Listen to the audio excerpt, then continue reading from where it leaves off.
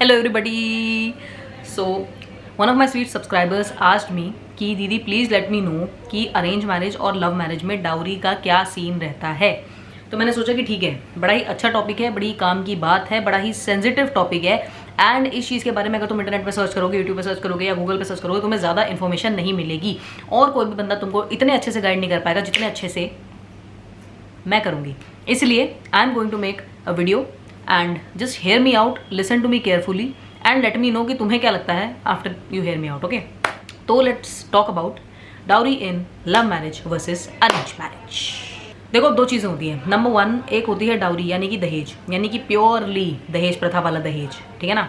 और एक होते हैं गिफ्ट्स जो पेरेंट्स विलिंगली अपनी खुशी से, अपनी मर्जी से अपनी लड़की को देना पसंद करते हैं आफ्टर शी गेट्स मैरिड। मतलब गिफ्ट जो होते हैं वो छोटी से छोटी चीज़ भी हो सकती है, बड़ी से बड़ी चीज़ भी हो सकती है। वो पेरेंट्स के ऊपर डिपेंड करता है कि वो क्या देते हैं, और वो उनकी मर्जी, उनकी खुशी है और उनको किसी ने बोला नहीं है, उनसे किसी ने उम्मीद नहीं करी। मतलब ये है कि जिस तरह से बचपन से लेके बड़े होने तक पेरेंट्स जो हैं अपने बच्चे को कुछ ना कुछ देते रहते हैं, उस तरह से देते हैं, वो उस फील में देते हैं। ये नहीं कि भाई दबाव पड़ा हो, कहीं से किसी ने बोला हो उनको। तो वो gifts are entirely different thing and dowry is entirely different thing. उस गिफ्ट्स में छोटी से छोटी चीज़ भी हो सकती है, लेकिन डाउरी छोटी नहीं होती, छोटी नहीं होती डाउरी। ऑल्सो डाउरी का मैरिज से कोई लेना देना नहीं है कि लव मैरिज हो रही है या अरेंज मैरिज हो रही है। ये चीज़ मैं बता दूं, ऐसा नहीं है कि तुम्हारी अरेंज मैरिज होगी तो ज़्यादा देनी पड़ेगी, लव मैरिज होगी तो कम देनी पड़ेगी। इस गलत फहमी में मत रहना, मत, क्योंकि ये चीज़ एंटायरली डिपेंड करती है फैमिलीज़ की मेंटालिटी पे। चाहे लव मैरिज करा रहे हों वो, चाहे अरेंज मैरिज करा रहे हों। कई लोग दिखावेबाजी के लिए बहुत ज़्यादा दे देते हैं, ज़रूरत से ज़्यादा दे देते हैं कि देखो भाई अपनी लड़की को इतना दे दिया ओ। और कई लोग इतने बेशर्म होते हैं कि वो सीधा सीधा बोलते रहते हैं कि भाई अच्छा कितना लगाओगे, लिखने बैठ जाते हैं कितना करोगे, क्या करोगे, कितना लगाओगे। अब बात करते हैं हम अरेंज मैरिज की। अरेंज मैरिज में एक चीज़ ये होती है कि पेरेंट्स भी एक दूसरे से अनजान और लड़का लड़की भी एक दूसरे से होते हैं अनजान, इसलिए डाउरी का मामला थोड़ा सा ज़्यादा फंसता है। कैसे? क्योंकि फैमिलीज़ को एक बार अगर रिश्ता तय हो जाता है तो फैमिलीज़ को जोड़े रखने के लिए कुछ नहीं है, कोई ऐसा स्ट्रॉन्ग बॉन्ड या कुछ ऐसा नहीं है।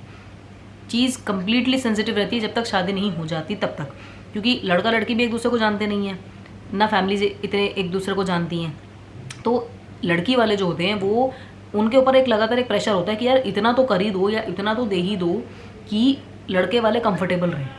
This is what they want to ensure, और रिश्ता ना टूटे, क्योंकि अगर रिश्ता टूटता है तो बदनामी तो होगी लड़की की और लड़की वालों की।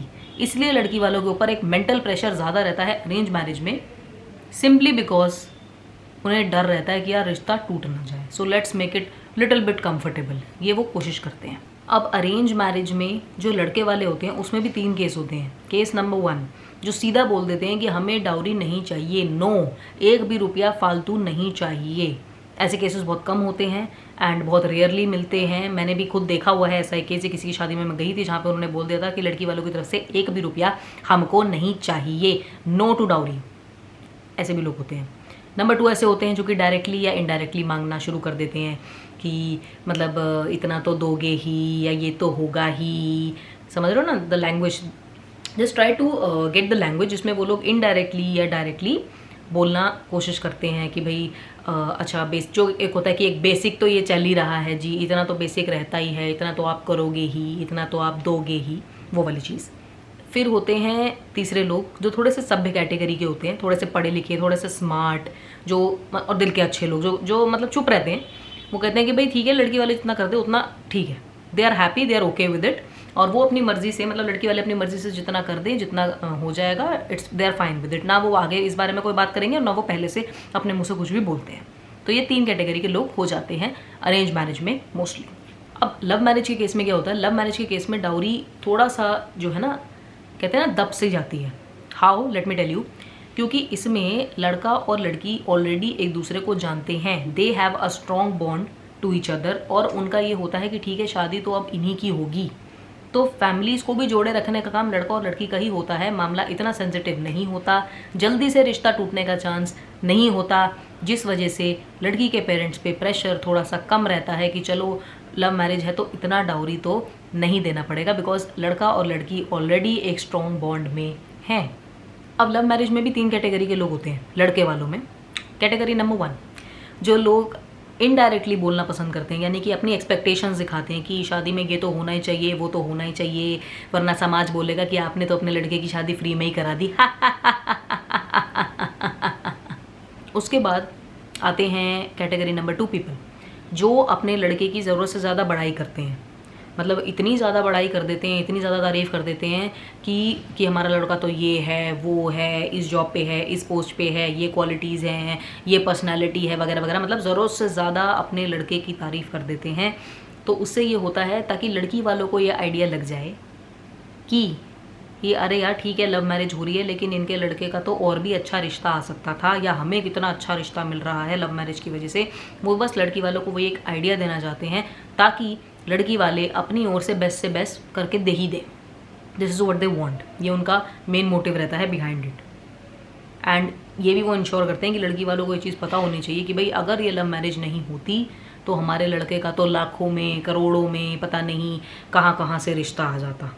फिर होती है कैटेगरी नंबर 3 पीपल की, जो होते हैं ना कि वर्स्ट कैटेगरी, बस कि जो मतलब सीधा अपना मुंह खोल के मांगना शुरू कर देते हैं। बस एक कटोरे की कमी होती है, बाकी वो मांगना शुरू कर देते हैं। वो सीधा बोल देते हैं कि भाई क्या दोगे, कितना दोगे, लड़की को दोगे, लड़के को दोगे, इतना तो करोगे ही, इतना तो होगा ही। मतलब कहते हैं ना सीधा, directly, not even indirectly, they don't even try कि वो मतलब पहली और दूसरी कैटेगरी में आना ही नहीं चाहते। वो सीधा स्ट्रेट फॉरवर्ड बात करते हैं भाई क्या है। And this is the worst category of people की वो लोग मतलब उन्हें पता है कि ठीक है लड़का और लड़की एक दूसरे को पसंद करते हैं, ऑलरेडी उनकी शादी हो रही है और एंड वो शादी करने वाले, बट फिर भी उन्हें अपनी लंबी घटिया जबान खोलने का शौक होता है। So this is what they do. Also मैं एक चीज़ मेंशन करती हूँ कि जब भी इंटरकास्ट मैरिज हो रही होती है या लव मैरिज होती है, एक चीज़ हमेशा ये चीज़ नोटिस करना कि ठीक है लाख प्रॉब्लम्स आएंगी, कुछ भी आएगी, लेकिन अगर लड़का या लड़की में से किसी की भी फैमिली रिच होगी ना, तो डाउरी का कभी प्रॉब्लम आएगा ही नहीं शादी में। अदरवाइज डाउरी भी इंटरकास्ट लव मैरिज में प्रॉब्लम क्रिएट करती है। कई बार इंटरकास्ट लव मैरिजेस या लव मैरिजेस हो गई या इंटरकास्ट मैरिजेस हो गई, वो सिर्फ इस वजह से सक्सेसफुल नहीं होती क्योंकि भले ही लड़का और लड़की आपस में बहुत अच्छे से रह रहे हों, अच्छे से रिश्ता निभा रहे हों, अपनी शादी का प्रॉपरली मतलब हर अपने रिलेशनशिप को, अपनी शादी को बढ़िया तरीके से निभा रहे हों, कई बार पेरेंट्स, माँ बाप का जो लालच होता है वो पूरे रिश्ते को ख़राब कर देता है। उनका लालच ख़त्म नहीं होता शादी के बाद। चलो शादी में तो उन्होंने जैसे तैसे हो गया, शादी के बाद मांगना शुरू कर देते हैं, ताने देना शुरू कर देते हैं, इनडायरेक्टली बोलना शुरू कर देते हैं, यानी कि लड़की को परेशान करना शुरू कर देंगे। अपने खुद के या लड़की को नहीं बोलेंगे तो लड़के अपने ही बेटे को बोलना शुरू कर देंगे, जिस वजह से लड़का और लड़की के बीच के जो ब्राइड और ग्रूम हैं, जो पति पत्नी हो चुके हैं, उनके बीच के रिश्ते ख़राब होने लग जाते हैं। एंड उसके बाद look at the audacity of the parents कि खुद ऐसी हरकतें करने के बाद अपने लालच की वजह से रिश्ता ख़राब कर रहे हैं, उसके बाद बोलते हैं कि देखो मैंने तो पहले ही बोला था ना कि लव मैरिज वगैरह टिकती नहीं है, इंटरकास्ट मैरिज चलती नहीं है, तुम्हें नहीं सुननी थी हमारी बात। तो कहने का मतलब सारा का सारा ब्लेम बच्चों के ऊपर डाल देते हैं जस्ट बिकॉज उनका अपना लालच नहीं पूरा हो रहा। And what a shame, shameful, shame on you. This is for the parents. Conclusively मैं सिर्फ इतना बोलूँगी कि अगर आपकी शादी हो रही है तो अपनी आँख, कान, दिमाग, हमेशा की तरह हर वीडियो में मैं ये चीज़ बोलती हूँ, खुला रखिए, देखिए क्या बात हो रही है, लेने देने को लेके क्या बात हो रही है। मतलब ऐसे बेवकूफ़ों की तरह मत बैठे रहिए कि ठीक है हम तो ब्राइड है, हम तो ग्रूम है, हमें तो इन चीज़ों से कोई मतलब ही नहीं है, ये चीज़ें तो मम्मी पापा संभाल लेंगे। नहीं, दिमाग खुला रखिए, हर चीज़ में पार्टिसिपेट कीजिए, सुनिए, समझिए कि भाई चल क्या रहा है। शादी को एक ट्रांजैक्शन मत बनाइए, शादी को एक ट्रांजैक्शन होने से रोकिए। चाहे मैरिज अरेंज हो रही हो, चाहे मैरिज लव हो रही हो, बेशरम बन के खुले में ये चीज़ डिस्कस करिए अपने पेरेंट्स के साथ बैठ के, लड़की के साथ बैठ के, लड़की के पेरेंट्स के साथ बैठ के, एंड वाइस वर्सा। यानी कि there should be a clear conversation between the parents के बीच में ये मुद्दा उठना चाहिए। ये नहीं कि शर्म की वजह से हमने अभी बात नहीं की, बाद में बात करेंगे, बाद में टलता रहा और फिर एकदम शादी के बाद कुछ प्रॉब्लम होती है, ऐसा मत करिए। Have a clear conversation beforehand about dowry is what I would like to suggest. पहले से ही ये चीज़ जानने की कोशिश करो कि उनकी डिमांड्स क्या हैं, लड़की वालों से भी और लड़के वाले दोनों ही, पहले से जानने की कोशिश करिए कि भाई डिमांड्स क्या हैं, एक्सपेक्टेशंस क्या हैं, और शादी का एक्सपेंडिचर किस तरह से बटेगा। एंड बाय बटेगा आई लिटरली मीन बटता है। अब ऐसा नहीं है कि the entire expenditure is to be spend by the family of the girls, लड़कियों की लड़की की फैमिली को स्पेंड करने की, ऐसा नहीं होता है, बटता है। So just try to talk about कि भाई कितना परसेंटेज में कैसे बटेगी, क्या चीज़ होगी, पहले से ही एक क्लियर कट कन्वर्जेशन बना कर रखिए। वैसे भी डाउरी लेना इज़ अ क्राइम, देना भी इज़ अ क्राइम, बट पीठ पीछे रियलिटी कुछ और ही है। बहुत चीज़ें क्राइम होती है बट फिर भी करते हैं लोग। तो my dear subscriber, I hope मैंने आपकी क्वेरी को आंसर किया हो प्रॉपरली। कपल्स को भी ये चीज़ बताऊंगी कि जिनकी भी शादी होने वाली है, जिनकी शादी हो रही है, कि प्लीज़ डाउरी वगैरह की वजह से अपने रिश्ते को ख़राब ना करें। अलर्ट रहें, देखते रहें कि भाई कोई भी इस चीज़ की वजह से किसी को परेशान तो नहीं कर रहा। पेरेंट्स आपस में तो परेशान नहीं हो रहे, पेरेंट्स बच्चों को तो परेशान नहीं कर रहे, और या फिर आप एज अ कपल एक दूसरे को इस चीज़ की वजह से परेशान नहीं कर रहे, लड़ नहीं रहे हैं। प्लीज़ इंश्योर दैट, तभी आपका रिलेशनशिप, चाहे वो अरेंज मैरिज हो, लव मैरिज हो, इंटरकास्ट मैरिज हो, किसी भी तरह की मैरिज हो, वो अच्छी, सक्सेसफुल और हैप्पी तभी बनेगी। That's all. वीडियो अच्छी लगी हो तो लाइक कीजिएगा, सब्सक्राइब कर लीजिए आंटी रोना और आंटी ब्लॉग्स को, and I see you guys in the next one. Also let me know कि अब इस वाले चैनल पे अगली चीज़ क्या देखनी है आपको। Please let me know in the comment down below, I will make it as soon as possible. And I also try कि मैं थोड़ा सा रेगुलर और आऊँ ब्लॉग वाले चैनल पे। थोड़ा सा मेरे लिए मुश्किल हो जाता है मैनेज करना दोनों चैनल्स को, but I just try, okay. बाकी I see you guys in the next one, and I am out.